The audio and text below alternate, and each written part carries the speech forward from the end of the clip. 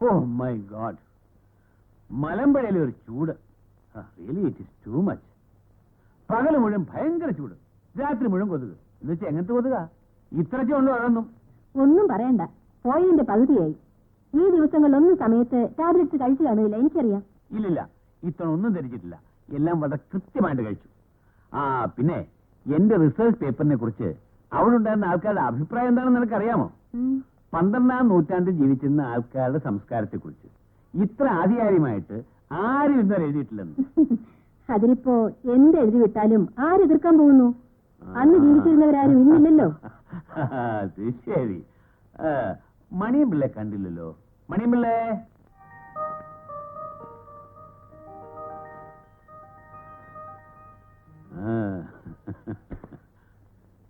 ഇതാ,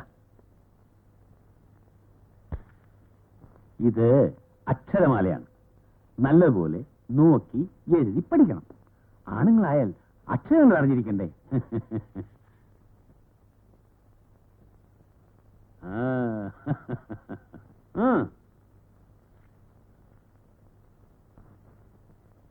വലിയ കിറുക്ക് തന്നെയായത്. ഇനി ഇവനെ അക്ഷരം പഠിപ്പിക്കാൻ പോകുന്നത്. ഇതിനും ആവശ്യം അവന് നിപ്പിളും മുലക്കുപ്പിയുമാ.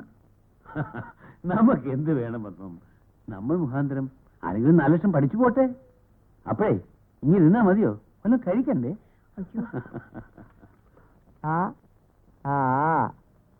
ആറാട്ട് ഈറ്റ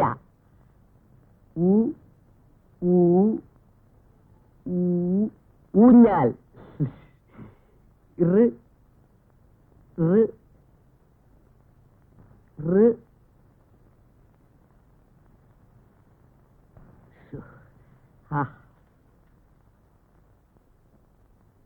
ഇപ്പം വെറുതെ ആ വീട് അടച്ചുകൂടി കിടക്കുന്നത് കൊണ്ട് എന്താ കാര്യം?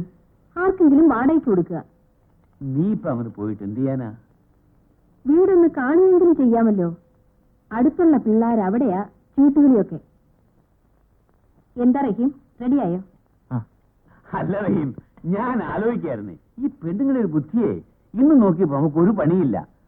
വീട്ടിലടങ്ങിയിരിക്കുന്ന സ്വഭാവം പണ്ടേയില്ലല്ലോ. ഉടനെ ഒരു ബുദ്ധി കണ്ടുപിടിച്ചു. അടഞ്ഞു കിടക്കുന്ന വീട് ഒന്ന് വൃത്തിയാക്കി വാടകയ്ക്ക് കൊടുക്കട്ടെ. എന്തായാലും 12ാം നൂറ്റാണ്ടിലെ സംസ്കാരം അന്വേഷിക്കുന്നതിലും ഭേദമാണല്ലോ. ഓ അതെ അതെ അതെ അതെ അതെ.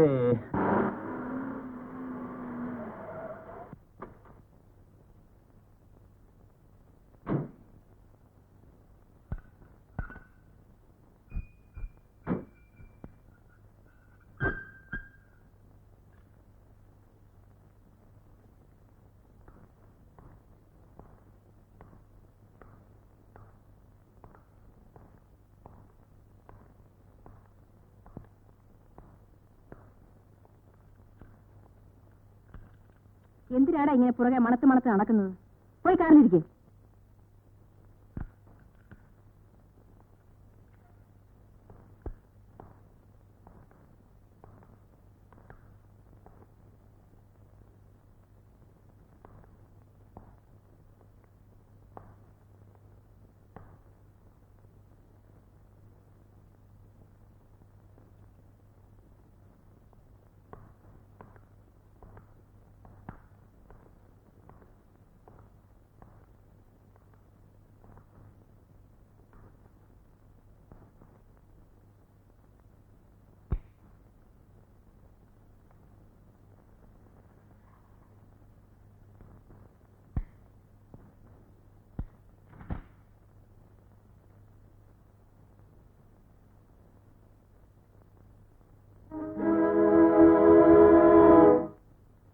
റഹീം, ഇതൊന്ന് തുറക്കൂ.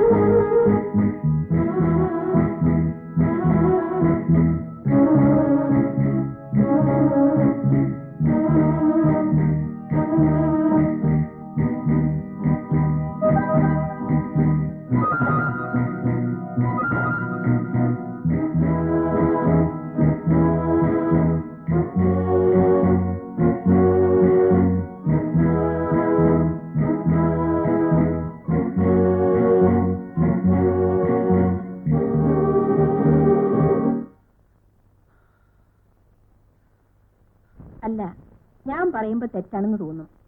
എന്നാലും പറയുക, ആ റഹീമിന് കുറച്ചുനാൾ ലീവ് കൊടുക്കണം. ഇപ്പോൾ അയാളുടെ ശ്രദ്ധ മുഴുവൻ അമ്മയെ പറ്റിയാ. കാർ ഓടിക്കുമ്പോൾ തന്നെ എത്ര ആബ്സെന്റ് മൈൻഡഡ് ആണെന്നോ. ഇന്ന് പോരുന്ന വഴി 4 വെച്ച് ഞാൻ കരുതി എല്ലാം തീർന്നെന്ന്. നിന്നോട് അയാൾ പറഞ്ഞോ അവധി വേണമെന്ന്? എന്ന് പറഞ്ഞില്ല. പക്ഷേ ഈയിടെ അയാൾക്ക് ഏതു നേരവും ചിന്ത അത് മാത്രമേ ഉള്ളൂ.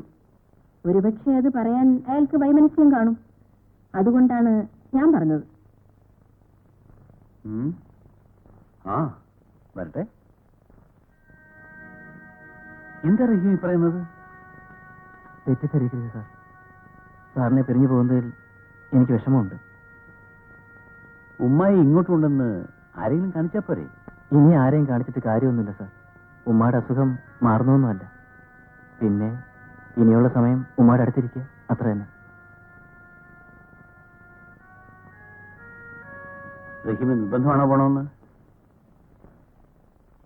റഹീമിന്റെ പ്രയാസം മനസ്സിലാക്കാതെ പിന്നെ ഇങ്ങനെ സംസാരിക്കുന്നത് എന്താ?